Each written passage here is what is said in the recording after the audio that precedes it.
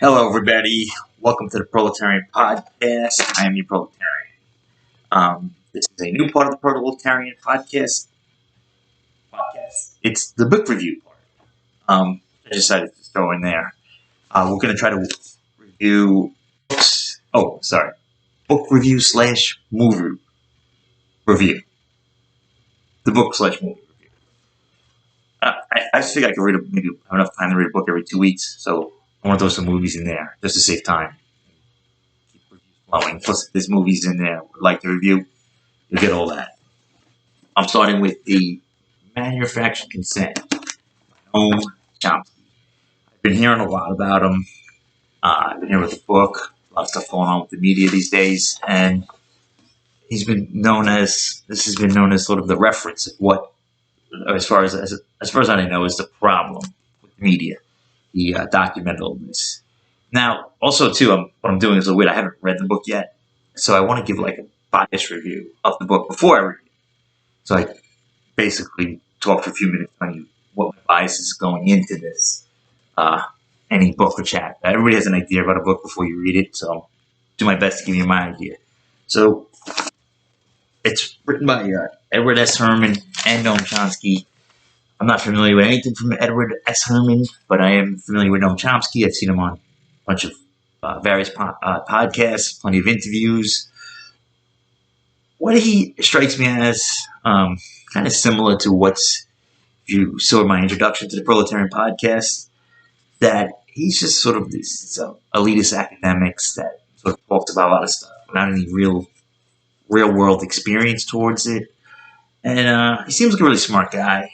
But yeah, I do find him rather like elitist the way, well, really it's one thing that always stuck out to me. I just thought it was bizarre that he said, like, I don't even know, someone could research it, I guess. He was in an interview, and he was talking about laborers, basically proletarian, working class people working in whatever factories. He's like wage earners, he said. And he says they were basically wage earners, which is basically chattel slavery. And that was pretty. And he was talking about, like, believe in present context. And I was like, people going. I mean, I know there's some crappy jobs out there, and not all jobs are easy. But to conflate it with chattel slavery.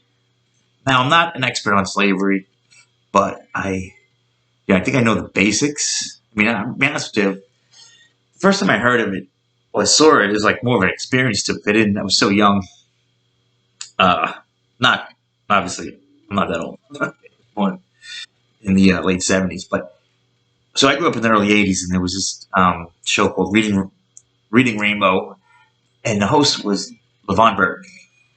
And the guy, if you don't familiar with him or YouTube the show, just had this sense of, he was just a pleasant guy. Like, he had this like smile that would brighten up the room, and he would just come out. He was like so happy, and I liked the show as a kid. It was like my first like TV show I can remember. And it was all about like getting to read. So I was like, this guy, and I think it kind of worked on me and stuff. We didn't have much TV in the early 80s, and it was the Hardy Boys and stuff, and just sort of presented in this very like fantastical way. I remember like being like half cartoon, half real, half real people, and it had like a sense of adventure to it. So it really sort of like sold reading, and he was just a pleasant guy. Then I don't know, like later on, I wasn't that much older. I was still young. I might have been, I don't know, 8 or 9 years old. Who knows? I started in another movie called Roots, and in this movie, his smile wasn't really like, he wasn't smiling a lot. And, what it was basically, he played an African guy who was captured during the time of slavery, within like the early 1800s. Gets captured, and there's a big beef. Slave master guys over there, they want to call him Toby. His name, his whole life in Africa was Queen Kente, and they're like, all of a sudden, they're like, no, you're Toby. All of a sudden, they got him like strung up like this on a post or something, and they were cracking the whip, and I was just like, holy, like, what are you doing to Read a Rainbow guy? Like, Jesus Christ, like, and they just like whipping him. And this is the first time I've ever seen torture, I think, that I can recall. Like people see in the movies, hopefully before you don't see in real life. But I've seen someone get tortured, and he was just like screaming, and I remember thinking like he was holding his ground, and he was like, "Oh, good to get." And I'm like, "Oh man, dude, I get it. These guys are dicks. No doubt about it. They're dicks. But like, just play it off for now and get out of the situation and plot your revenge when they're not looking or something. Like you're not gonna win this one." But he kept holding his ground, and it was like torturing forever. Anyway, back to Noam Chomsky. I've never seen anything like that in the workforce. And I've worked in crappy jobs. I know they're crappy jobs, but not like that. So just don't go off saying like that. But anyway, it just stunk of like elitists. Oh, they're just basically slaves working or whatever. Yeah, so that'll get me a bad taste. But yeah, that's basically what I remember about Noam Chomsky with calling all workers slaves. I think it's a weird thing to do. The history of it, there's been some progress, I would say, for workers. And that doesn't mean all jobs are great, but anyway, so that's kind of my bias. I'm Noam Chomsky as an elitist. Seems leftist. Everything seemed pretty much what I expected. The chapter I'm looking through, I just want to bring it up. Anti-communism as a control mechanism.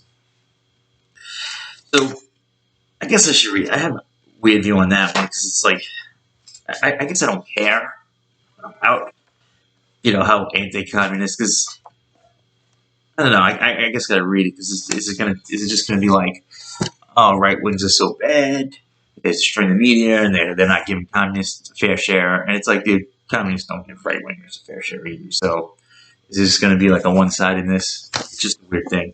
But I'll look into that. That one, it's like anti-communism. Also, I know that like people were given Pulitzer Prize, journalists were given Pulitzer Prizes for sort of like reporting on Stalin's Russia glowingly. It turned out to be all nonsense. They put these reports out there, and they were never retracted. And yeah. I mean, as far as I know, is anyway. I'll look into it. The idea that like the media is anti-communist is, I don't know, but I'll take a look at it. Maybe he's coming at it from a different angle. So anyway, that's my bias.